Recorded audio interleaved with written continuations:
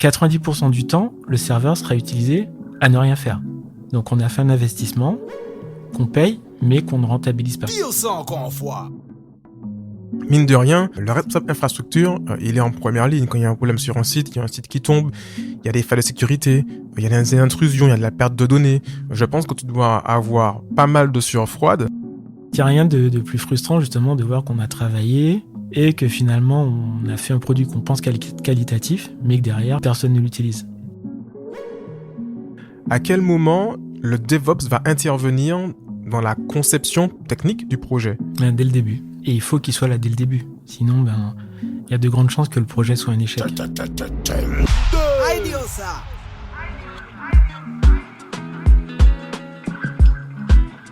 One more time again. Je suis Gérald Joseph Alexandre, digital nomade et grand passionné de tout.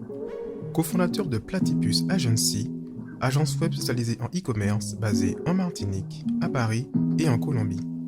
Ay, Dios ça. Et un podcast qui me ressemble. 99% avis tranchés, dans lequel nous aborderons des sujets digitaux, e-commerce, de voyage ou de food. Au travers d'interviews de Talk Débat, les invités de tous horizons échangeront autour de leur parcours, de leur histoire, partageront leur expérience, donneront leur avis tranché sur les sujets abordés. Ay, Dios ça. Se veut ouvert, inspirant, factuel et souhaite donner l'envie à ceux qui l'écouteront eux aussi d'affirmer ce qui les fait vibrer. Ou pas. Bonjour à tous pour ce nouvel épisode de la série Discover, la mini-série qui fait une overview sur les différents métiers du digital. Aujourd'hui, qui est derrière l'intégralité des sites que mon agence Platypus Agency déploie. Cela fait près de 10 ans que l'on travaille ensemble. Il est l'homme de l'ombre, celui qui s'occupe des serveurs, de l'hébergement, de la sécurité, de l'infrastructure technique de nos sites. Il est passé parmi les plus grands groupes français. SFR, Pixmania, qui était alors l'un des leader du e-commerce en produits électroniques durant les années 2000, ou encore par Hermès, célèbre marque de luxe avec qui il collabore depuis 5 ans. Vous l'aurez compris, aujourd'hui nous tenterons de démystifier et de rendre accessible le métier qui est le métier de DevOps et responsable infrastructure. Pour ce faire, je reçois Lionel Rastocle. Lionel, bonjour. Bonjour Gérald. Comment vas-tu ce soir? Ça va bien. Comme tu le sais, je suis en déplacement sur Paris pour une semaine pour rencontrer un des clients dont je m'occupe. Donc hors Platypus. Et oui, donc ça se passe bien. Un petit retour à Paris entre deux activités à la Martinique. Voilà. Super. Lionel, avant de nous expliquer ce qu'est le métier de DevOps, peux-tu te présenter et nous raconter un peu ton parcours, s'il te plaît? Alors Lionel, j'ai Lionel Rastocle, j'ai 39 ans. Ah, ça passe vite. Et donc voilà, j'ai fait des études d'ingénierie informatique. Suite à ça, j'ai fait le parcours que beaucoup font, c'est-à-dire entrer dans une SS2I, faire différentes missions. Et j'ai eu la chance de commencer par une mission chez Orange, sur le portail Orange. Et il s'avérait que c'était une expérience très enrichissante parce qu'on a tout de suite eu des sujets de sites avec à forte audience, avec des montées en charge à prévoir, et aussi avec des problématiques clients particulières. C'est quoi une montée en charge? Une montée en charge, c'est... alors, je vais prendre le meilleur exemple dont je parle à chaque fois. Je ne sais plus en quelle année, les puristes s'en souviendront, le décès de Michael Jackson. Donc, c'est un événement mondial, et avec des répercussions dont on ne peut pas se douter, on ne se doutait pas. Et là, à ce moment-là, les responsables éditoriaux des différentes chaînes des sites internet décident de faire des mises en avant,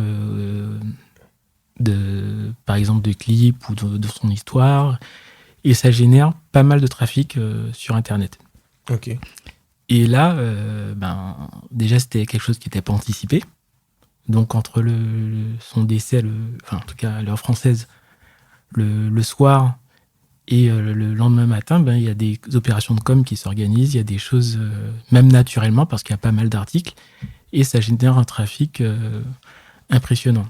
Ok. Donc voilà, donc ça veut dire que ce trafic, il est accueilli sur des serveurs qui, eux, sont dimensionnés pour accueillir un certain nombre d'utilisateurs simultanément.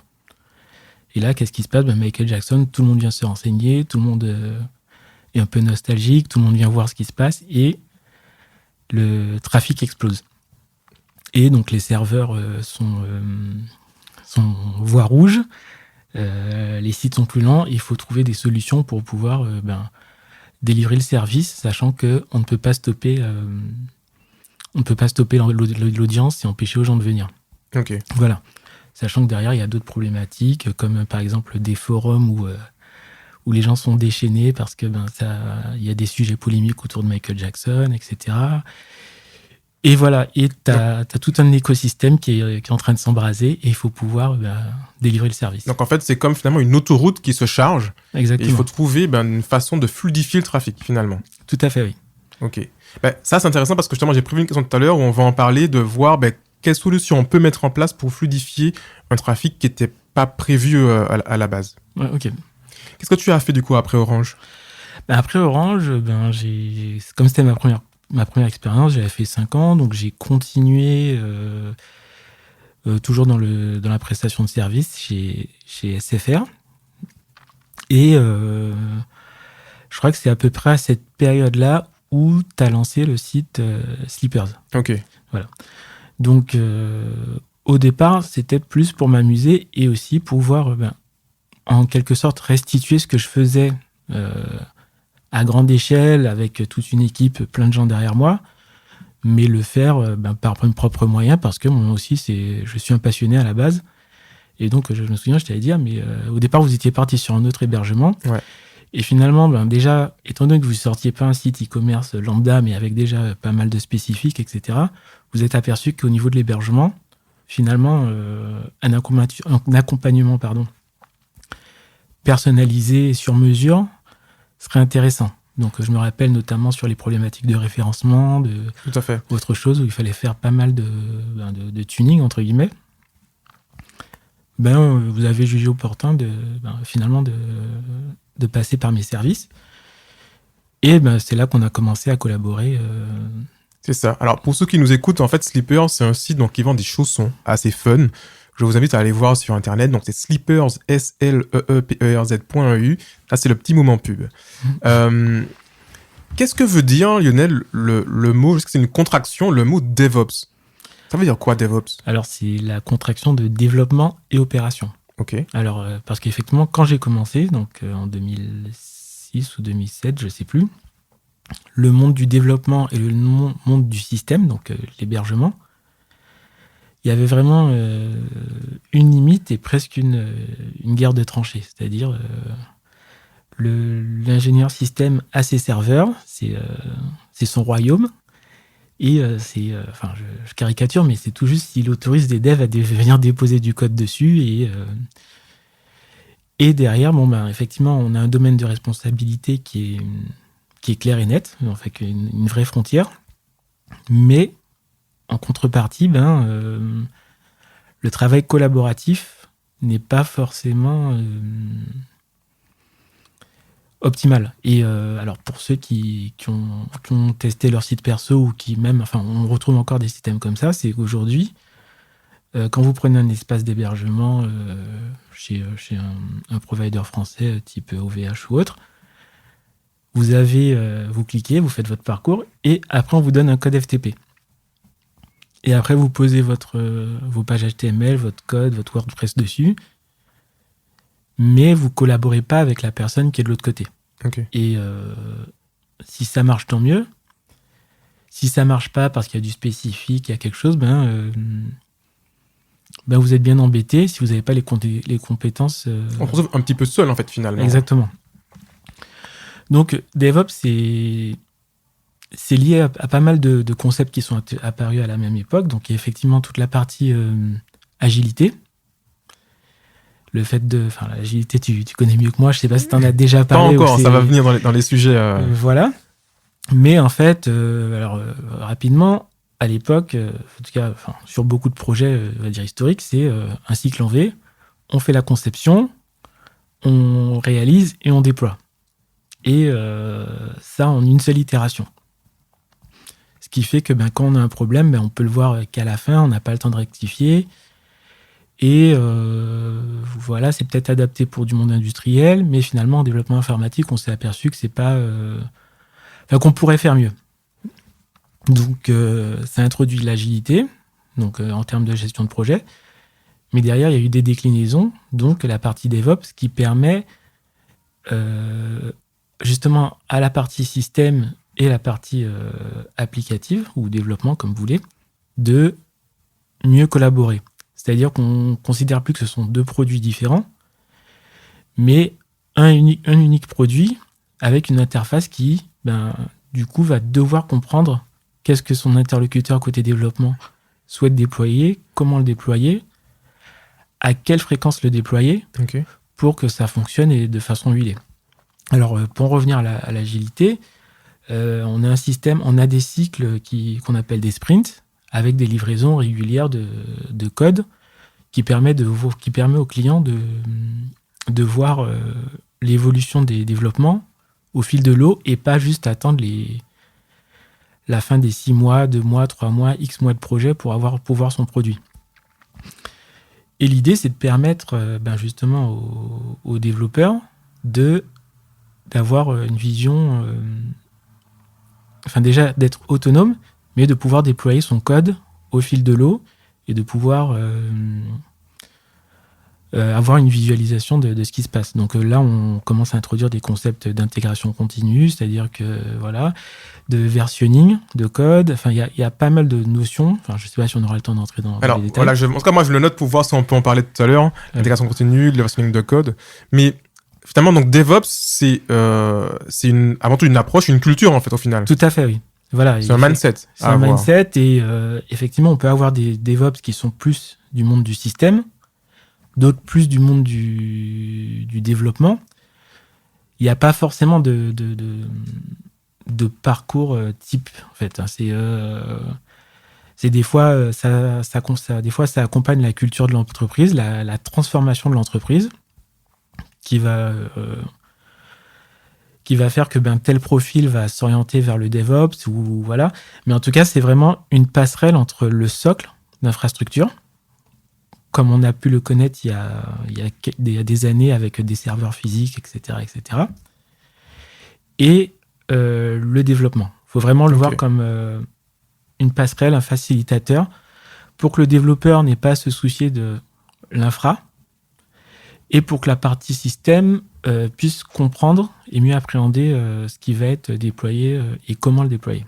Et l'optimiser surtout. Ok. Alors, c'est marrant si tu parles effectivement de la partie infrastructure. Est-ce que tu peux me raconter ta première expérience ou situation, ton premier souvenir en fait qui t'a mis sur la voie de ton métier actuel, donc responsable infra ou DevOps? Qu'est-ce qui a fait-il te dire ah, c'est ça que je veux faire? C'est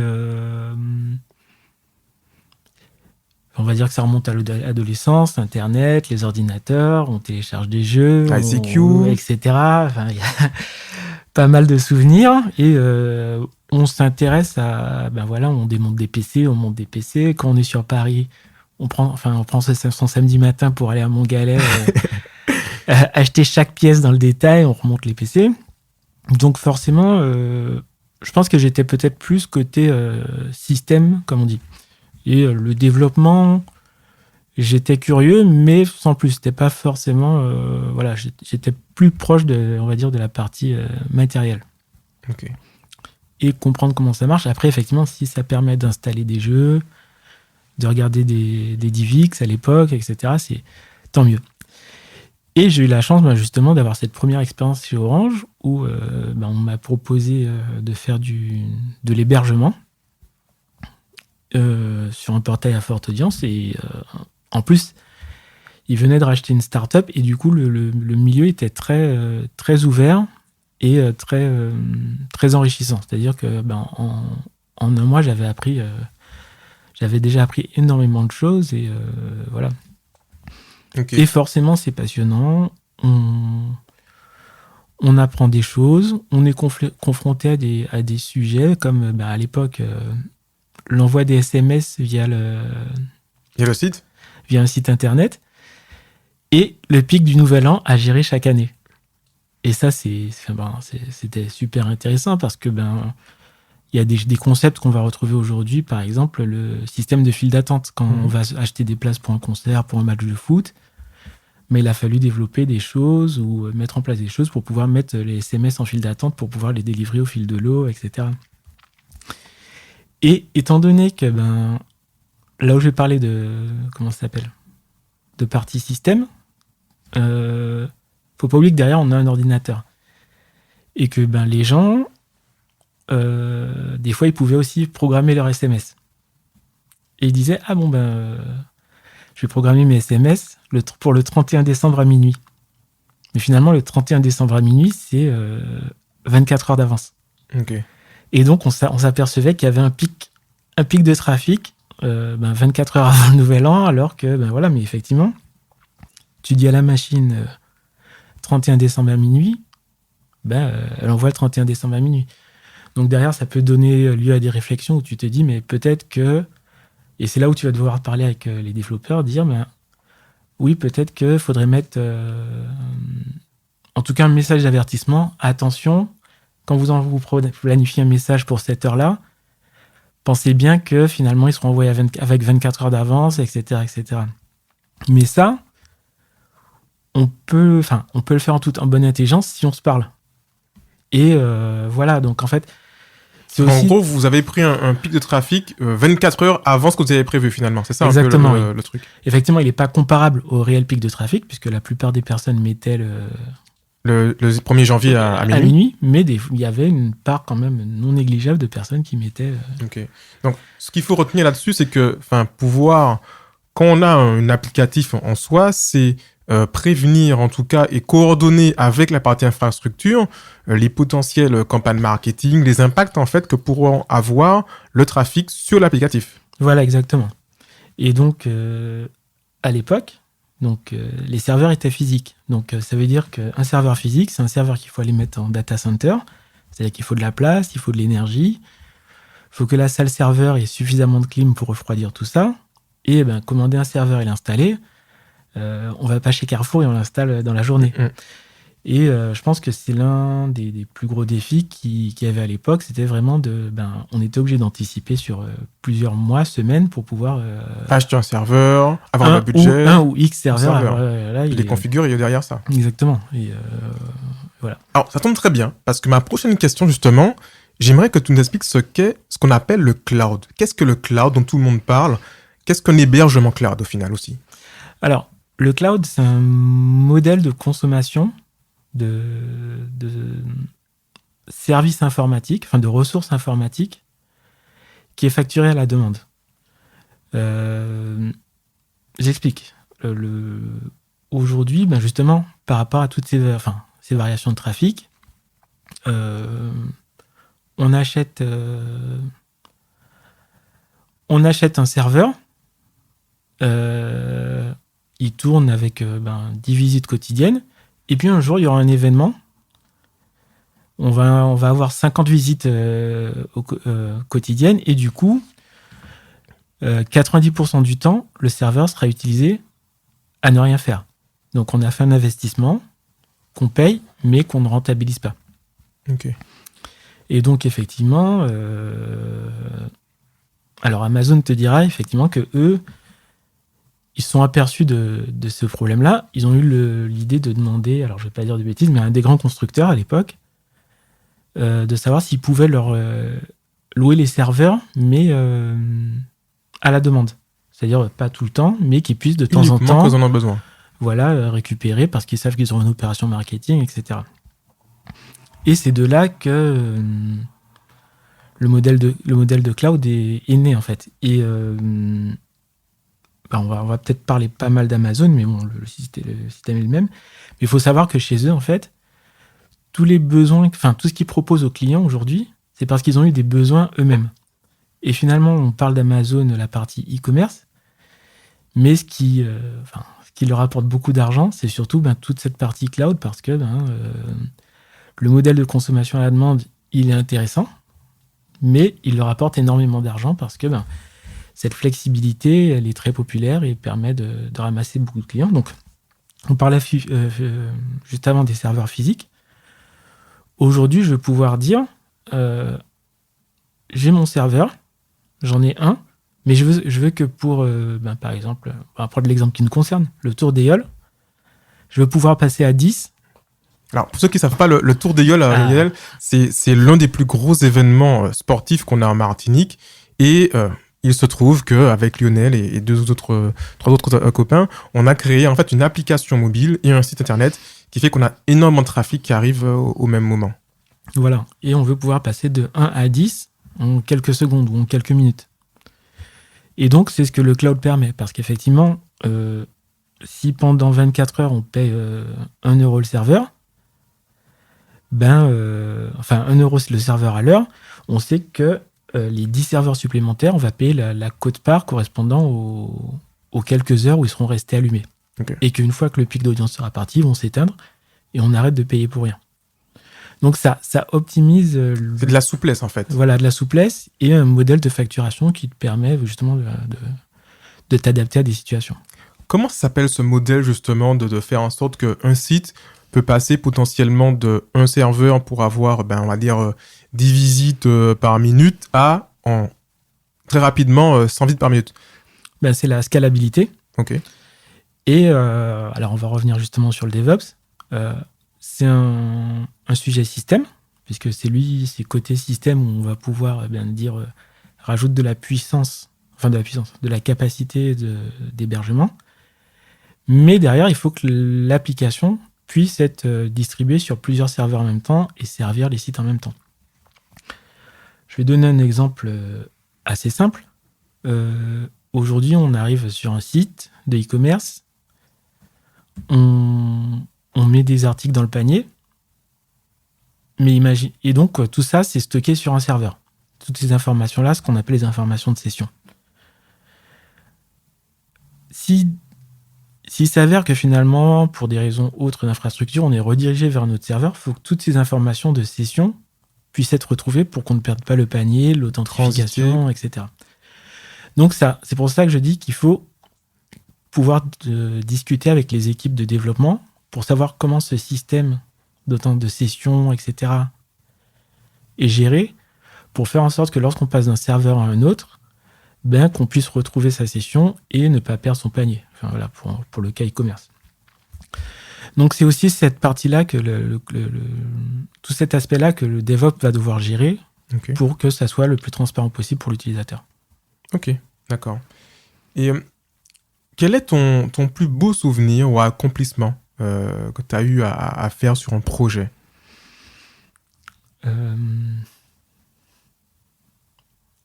Plus beau souvenir. Alors moi, je vais aussi, après, tu me raconteras aussi le Roland Garros aussi. Je suis Orange à l'époque. Roland Garros, c'était intéressant. Ouais. Oui, c'est vrai que Orange, ça a permis de voir des choses intéressantes et des sujets intéressants. Mais je pense que ça reste quand même le Tour d'Aïol parce que c'est, d'un point de vue de l'affect, déjà c'est un événement qui nous concerne. Et ça a été moi par moi-même en fait. Je parle sur l'aspect infrastructure DevOps. Bien sûr, on a collaboré puisque c'est l'intérêt de la chose, mais je me rappelle qu'on regardait les chiffres, on voyait que ça montait en flèche et que ça continuait à tourner. Bon, il y avait une goutte de transpiration juste avant, mais on était contents, voilà. Et voilà, au moment de l'arrivée, on voit que les chiffres grimpent et que finalement l'infrastructure tient. On se dit, voilà, on a fait quelque chose, on a fourni un travail de qualité et l'audience est là. Parce qu'il n'y a rien de plus frustrant, justement, de voir qu'on a travaillé et que finalement, on a fait un produit qu'on pense qualitatif, mais que derrière, finalement, personne ne l'utilise. Là, voilà, il a été utilisé et mis à l'épreuve. C'est surtout ça. Et voilà, d'un point de vue personnel, voilà. Et puis, quand on est en Martinique et qu'on parle du Tour d'Aïol, ça parle aux gens. Surtout ça. Ok. Et alors, si on prend l'inverse, pour le coup, quel est ton plus mauvais souvenir? Parce que, mine de rien, le responsable infrastructure, il est en première ligne. Quand il y a un problème sur un site, il y a un site qui tombe, il y a des failles de sécurité, il y a des intrusions, il y a de la perte de données. Je pense que tu dois avoir pas mal de sueur froide. Quel est le truc qui t'a le plus marqué? Le plus marqué... Je sais pas s'il y a une situation particulière, mais c'est vraiment, effectivement, le fait de toujours être en course pour assurer la sécurité, en fait. C'est un challenge quotidien. Aujourd'hui, tu mets une protection, mais demain, elle est déjà obsolète. Il faut t'adapter.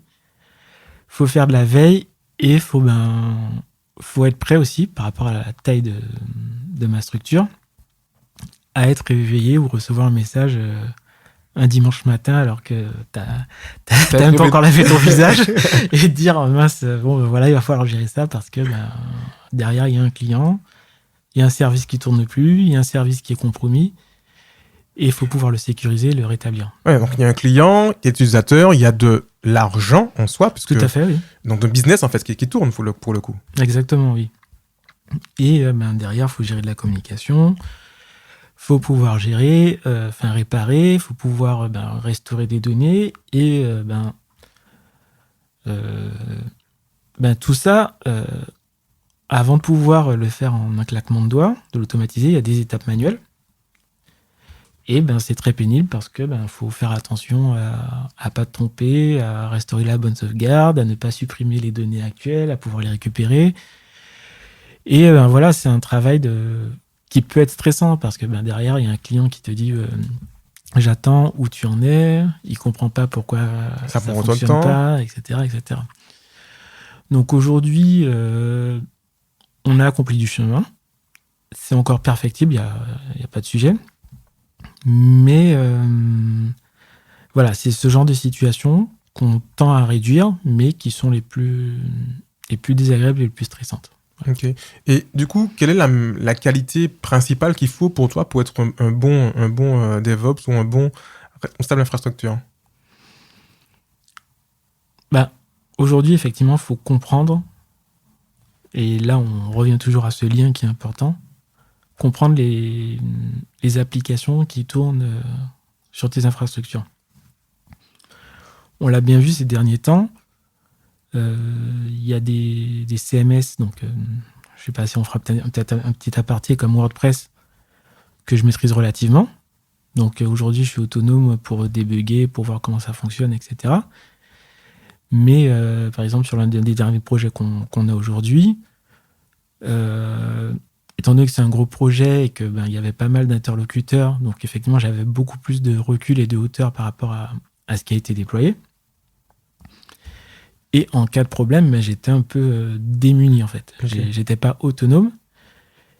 Et c'est aussi un des sujets, parce que, effectivement, lorsqu'une équipe de développement a livré son applicatif et, par exemple, qu'il n'y a pas de contrat de maintenance ou autre, finalement, l'hébergeur, le responsable infra, est tout seul à devoir rendre le service. Donc, quand un bug applicatif arrive, il faut pouvoir être à minima capable de l'identifier. Pas forcément le corriger, puisque ce n'est pas forcément mes compétences. Il a eu le rôle. Voilà, mais au moins pouvoir l'identifier. Et c'est pour ça que il y a quand même un investissement. C'est pas juste, allumer des serveurs et être sûr qu'ils tournent. Il faut quand même comprendre ce qui va être déployé, comment il va être déployé, comment investiguer dedans. Donc, on va parler des logs ou fichiers journaux si on veut parler français. Alors, c'est quoi les logs et fichiers journaux? Alors, les logs, c'est, aujourd'hui, il y a un site qui fonctionne avec un parcours utilisateur.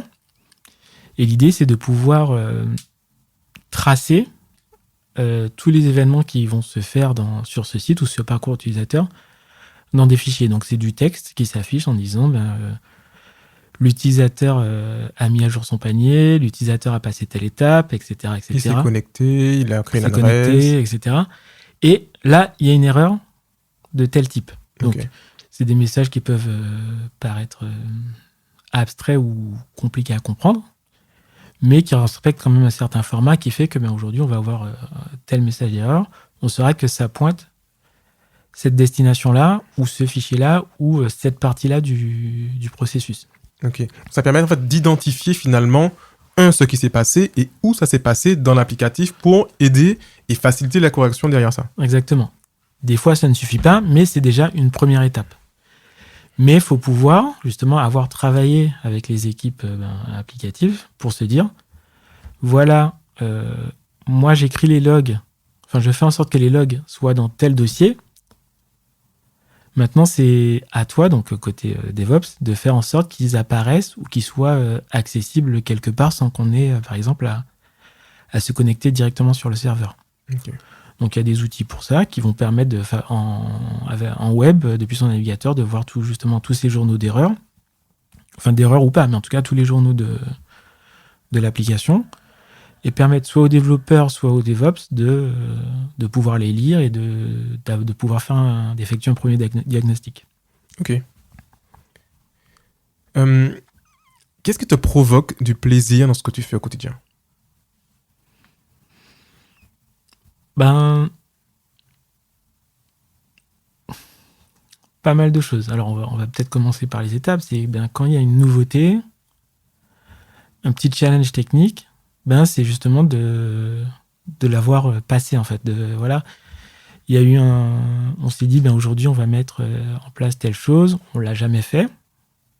On suppose on a de grandes certitudes de savoir qu'on va y arriver. On cherche, on teste, etc. Et lorsque ça fonctionne, et surtout lorsqu'on a automatisé la mise en place de cette fonctionnalité ou autre, le fait que ça fonctionne et que ça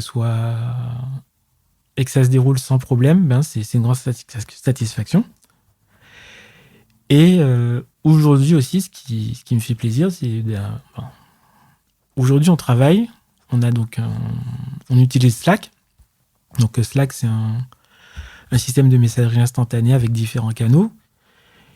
Et dessus, on a mis des systèmes de notification. C'est-à-dire que chaque application qui tourne ou qui est déployée envoie des messages pour dire tel développeur a fait un certain nombre de modifs et elles sont poussées sur un environnement de développement et sont visibles. Moi, je suis content en fait de voir que quand je me réveille le matin ou le soir, quand j'ouvre le Slack, par exemple, je vois qu'il y a 4, 5, je ne sais pas si on a déjà monté plus, en tout cas simultanément, 4-5 projets qui roulent, qui tournent et sans que j'ai forcément à intervenir dessus dans la journée. Ça veut dire que tous les systèmes d'automatisation mis en place fonctionnent et qu'en plus, on est notifié que ça tourne, quoi. C'est une grande satisfaction. Parce qu'on a beaucoup parlé effectivement du rôle de DevOps dans la partie production, donc un site qui est en ligne pour le grand public, mais finalement, le DevOps, il a un rôle qui est très très proche des équipes de développement, notamment durant les phases de développement pour le coup, pour leur apporter un serveur pour qu'ils puissent tester ce qu'ils ont fait, et puis leur apporter des outillages qui permettent d'automatiser soit le déploiement d'applicatifs qu'ils ont développés, soit le déploiement de tests, des choses comme ça en fait. Tout à fait, oui. Et toute cette automatisation-là, il y a des prérequis pour faire en sorte que ça fonctionne et qu'on parle le même langage et que les équipes de développement soient autonomes et justement que de mon côté, je ne sois pas dérangé à chaque déploiement, à chaque modification de virgule dans le code, etc. etc. Et aussi permettre à tout le monde d'avoir de la visibilité sur ce qui se passe. Parce qu'aujourd'hui, quand il y a un déploiement qui échoue, ça peut arriver, le développeur est capable déjà d'identifier ce qui n'est pas allé et me dire, voilà Lionel, il y a ce problème-là, je pense que ça vient de là. Et donc, déjà, moi, je gagne du temps parce que je sais déjà... il a déjà fait un premier travail d'analyse, mais il a pu faire ce premier travail d'analyse parce qu'il a les outils lui permettant justement d'avoir accès à ses métriques, à ses messages d'erreur, etc., etc. Donc, c'est aussi finalement apporter un outillage au quotidien. Il y a de support au quotidien des équipes de développement. Tout à fait. Mais avec un objectif d'automatiser le plus possible. Bien sûr.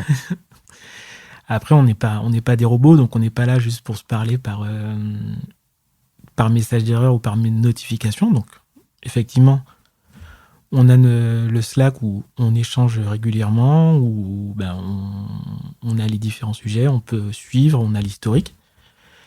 Mais toute l'automatisation nous permet de gagner énormément de temps. Ok.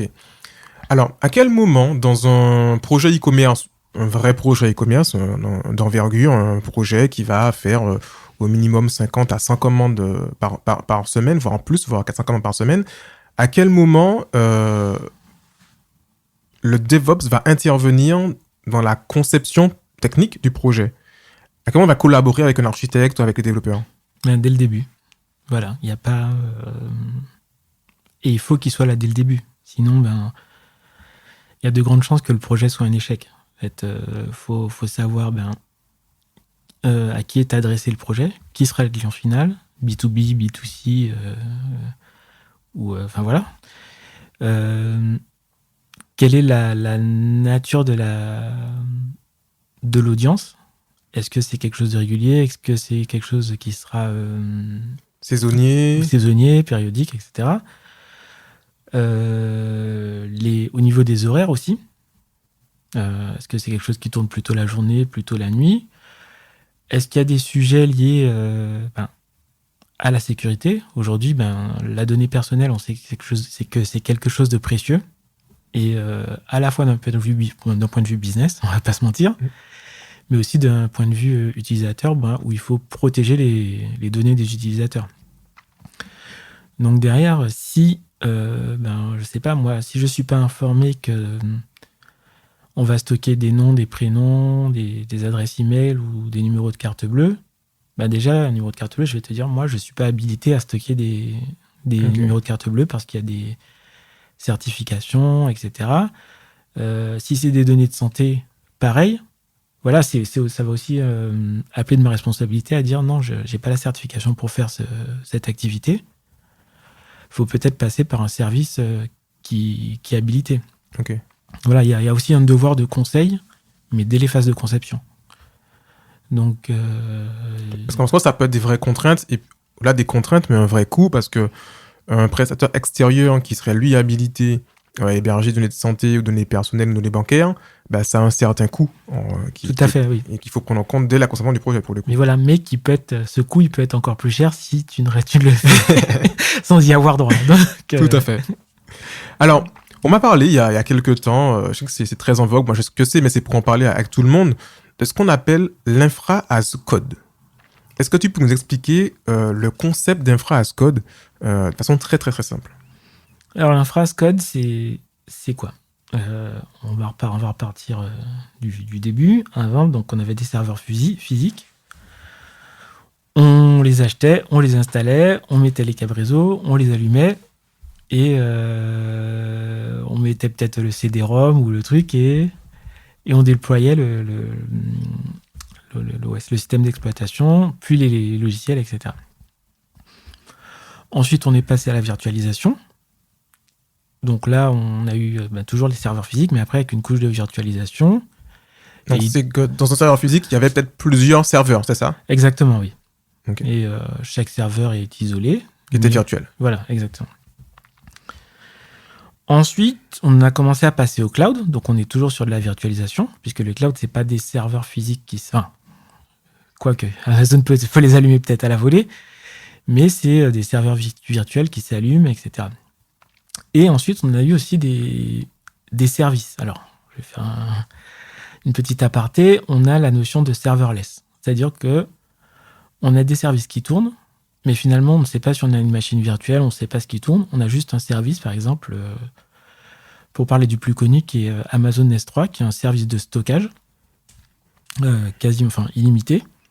Enfin, on va payer justement à la consommation, en fonction du nombre de données stockées, enfin de la quantité de données stockées. Mais ce service, aujourd'hui, c'est un espace de stockage, mais on ne sait pas s'il y a un serveur, 10 serveurs, etc. Et à la rigueur, le client n'a pas besoin de savoir ce que c'est. Alors, pour ceux qui pensent ne jamais l'avoir vu, tous ceux qui ont utilisé WeTransfer, par exemple, sont forcément passés par un stockage Amazon S3. Tout à fait. Et donc, ensuite, on a tout ce qui s'appelle... donc, toujours pour continuer sur des serverless, on a ce qui s'appelle les lambda. Alors, lambda, c'est quand on a du code à faire tourner, mais qu'on n'a pas besoin ou d'avoir une machine virtuelle, etc. C'est-à-dire qu'on déploie le petit bout de code et il tourne, je ne vais pas dire par magie, mais il tourne. Il est déclenché par des événements, donc soit un utilisateur qui arrive, soit un déclenchement périodique, soit parce que justement un fichier aura été posé sur le bucket S3 et il va savoir que derrière ce fichier-là doit être traité pour, par exemple, une photo être transformée ou autre. Donc là, on est vraiment au niveau d'abstraction où ton code tourne, mais là, tu n'as vraiment plus du tout à te soucier de l'infra.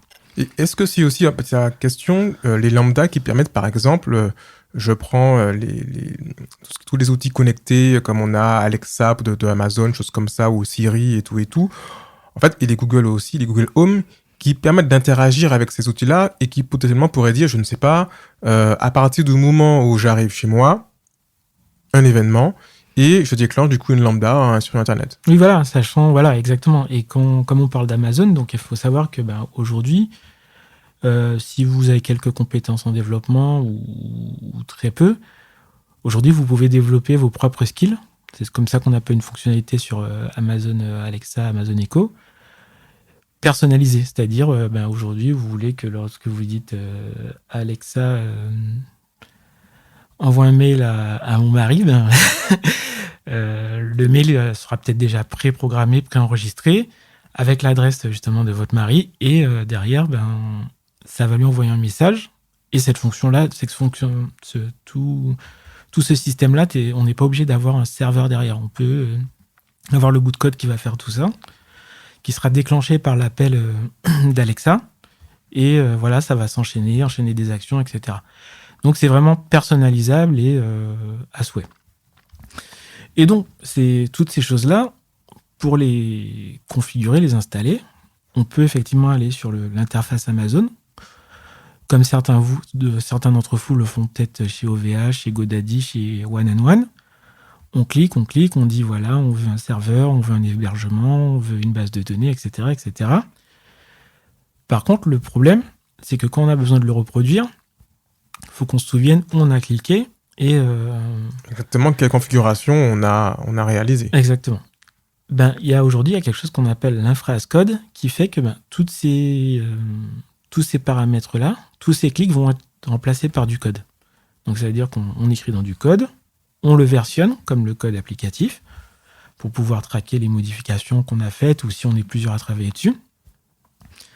Et derrière, on lance un outil qui va interpréter ce code et créer les machines virtuelles, créer le stockage S3, créer les fameuses lambda, créer la base de données et faire en sorte que tout cet écosystème puisse être reconstitué en quelques secondes, en quelques minutes, ou même, on pourrait même avoir le luxe de tout détruire et de reconstruire à la volée et sans avoir à faire 50 clics et avoir des risques d'erreur, en fait. Ok, donc potentiellement, ça permet, de gagner du temps au déploiement en fait de nouveaux systèmes.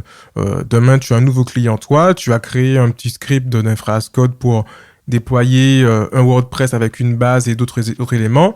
Et en un instant, ton script est lancé et tu vas mettre le nom peut-être du client et ça va générer directement un nouveau serveur. Reproduit à l'infini, quoi. Voilà. On peut le reproduire à l'infini. Super.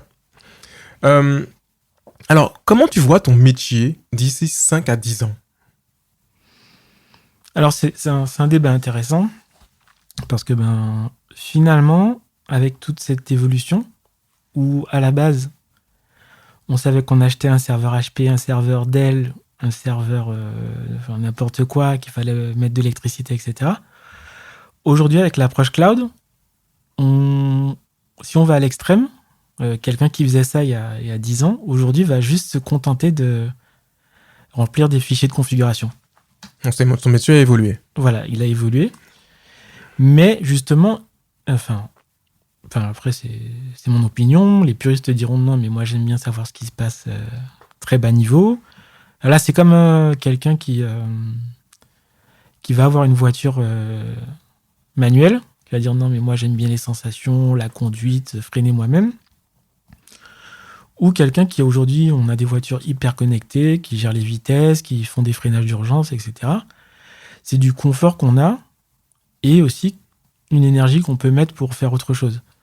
Donc, ne pas avoir à se soucier de mettre d'acheter des serveurs, c'est aussi permettre justement de se concentrer sur des problématiques plus proches du client et de fournir un niveau de service. Donc, l'automatisation pour moi, c'est une bonne chose. Ça permet d'optimiser le temps passé. Si on parle d'un point de vue business, si effectivement j'ai que des fichiers de configuration à remplir, à renseigner et que tout est automatique, potentiellement, j'ai plus de clients. Peut-être qu'effectivement, ça va me permettre de faire plus de prospection, etc., etc. Tandis que si j'ai... ou même avoir plus de temps pour me consacrer à à ma famille, tout en ayant plus de clients et plus de services à héberger. Donc moi, je pense que c'est une évolution naturelle, qui est rapide par contre. Je ne veux pas dire que si on ne prend pas le train, on est perdu, parce que finalement, c'est des choses qui sont rattrapables, etc. Mais une évolution rapide qu'il faut pouvoir suivre et qui, derrière, permettent d'avoir d'autres perspectives. En fait. Donc toi, tu penses que donc, du coup, le fameux phrase code dont on parle à l'instant va se généraliser et il n'y aura quasiment que ça, en fait. Oui, voilà. Après, on aura forcément des cas d'usage qui vont faire que, non, on voudra une... Ils seront spécifiques. Voilà. On voudra sa machine en dur, sans couche de virtualisation, sans autre. Par exemple, quelque chose dont on parle beaucoup aujourd'hui, c'est le minage de crypto-monnaies. Aujourd'hui, on ne parle pas de virtualisation pour ça. C'est une machine physique avec un processeur GPU et qui va permettre de miner du Bitcoin, etc. Je pense que les nouveaux Mac, ils vont être pas mal. Voilà, mais voilà, donc le physique n'est pas mort. Mais voilà, il y a des cas d'usage précis. Mais aujourd'hui, toute cette couche d'abstraction, si on peut s'en passer, tant mieux. Ok. Toi, tu vas faire quoi concrètement dans 5 à 10 ans ? Aujourd'hui, je n'ai pas la réponse. Peut-être, enfin, l'idéal, en fait, ce serait justement de pouvoir glisser un peu plus vers la partie business. Et pourquoi pas, justement, un projet personnel. Enfin, quand je dis personnel, en tout cas, pour lequel je serais le client. Ok. Enfin, le client business, pas le client final utilisateur, mais... Enfin, je sais pas, vous parlez comme beaucoup de Martiniquais qui ont des idéaux, quelque chose autour du tourisme, par exemple. Ou, vu le contexte dans lequel on est, de services en ligne. On a parlé justement de e-commerce, aujourd'hui, tout se fait à distance. Je me dis qu'il y a peut-être des choses à développer. J'ai probablement les moyens techniques en tout cas d'héberger ces choses-là, mais peut-être qu'il y a derrière se dire, vu que je sais ce qu'on peut faire, donc parce qu'aujourd'hui, nous, on utilise du cloud, mais je pense qu'on utilise une partie du potentiel. On a les concepts de machine learning avec l'intelligence artificielle, on a peut-être aussi tout ce qui est objet connecté, peut-être que demain, on va se dire un projet où on va pouvoir exploiter comment ça s'appelle, les assistants personnels type Alexa, Google, etc. Peut-être qu'il y a des choses à faire de ce côté-là. Et en fait, mon point, et peut-être c'est aussi un regret, quelque chose que j'aimerais bien plus développer avec toi notamment, c'est se dire, parce qu'aujourd'hui, tu arrives avec des projets, je te dis, voilà comment je peux y répondre. Mais peut-être que si j'arrive en avance de phase, je te dis, voilà le champ des possibles. Peut-être que tu aurais d'autres idées, ou peut-être que derrière, pour un client, ça pourrait faire germer des choses, etc. etc. Donc, c'est de proposer des solutions, des innovations aussi. Exactement, voilà. Déjà dire, toutes ces couches techniques permettraient de faire autre chose. Et voilà, donc c'est toute cette partie veille, avant-vente, etc. Enfin, en tout cas, pouvoir, justement, une fois que le niveau... Enfin, il y a déjà une certaine maturité, mais qu'on aura atteint un niveau de maturité extrême sur le socle, pouvoir justement regarder au-delà et pouvoir être force de proposition, soit, comme je le disais, pour un projet personnel ou pour pouvoir proposer des choses innovantes à des potentiels clients, quoi. Ok. Alors, on a beaucoup parlé effectivement donc, d'Amazon, donc AWS, son service donc, d'hébergement. Il y a aussi Google qui le fait, oui, il y a Microsoft pour etc., Azure. Même Alibaba en Chine. Voilà, donc là on parle de marques qui sont américaines et chinoises. Est-ce qu'il existe des solutions comparables en Europe ? Alors comparable... En tout cas, au moins alternative. Alternative, oui. Je pense qu'aujourd'hui, pour parler de la France, on peut parler d'OVH, d'Iliad, donc la maison mère de Free, Le fruit. qui ont des solutions, peut-être pas avec la même force de frappe, quoique, enfin non, ce sera pas la même force de frappe, mais aujourd'hui OVH est quand même réparti sur le continent américain et l'Europe, notamment, et propose justement des alternatives qui sont déjà peut-être moins chères, mais qui peuvent être tout aussi efficaces. Ok. Aujourd'hui, comment on peut comparer? Aujourd'hui, tu vas dire... par rapport à ton besoin, tu n'as peut-être pas besoin de la force de frappe d'Amazon, finalement. Si tu as ton petit site vitrine, où tu sais que les gens vont juste venir regarder les horaires de ta boulangerie, peut-être qu'un hébergement plus adapté, plus économique, et justement où le retour sur investissement sera tout de suite visible, tu n'as pas besoin forcément d'aller chez Amazon, déployer de la redondance, de la résilience, etc. Tous les mécanismes offerts par Amazon, mais qui, finalement, mis bout à bout, peuvent coûter cher. Et avoir ton petit hébergement chez OVH, qui propose aussi de l'automatisation, des services qui permettent innovants et qui vont répondre finalement à ton besoin. Enfin, voilà, je sais pas, c'est comme tout. T'as le haut de gamme, mais peut-être que le moyen de gamme va tout à fait répondre à ton besoin et finalement tu seras dans le luxe, quoi. Ok, merci beaucoup Lionel. On a passé, je pense, un bon moment. J'espère que ça vous a plu. J'espère que ça a été un peu plus clair pour vous. Mais avant de se quitter, est-ce que tu peux nous dire où est-ce qu'on peut te trouver si on a besoin d'être hébergé de tes services? C'est donc Lionel, par exemple, par mail, lionel@bifrost.com. Je vous mettrai tout ça en description du lien. Merci beaucoup Lionel et à très bientôt. Ok, à très bientôt. Merci beaucoup. Au revoir.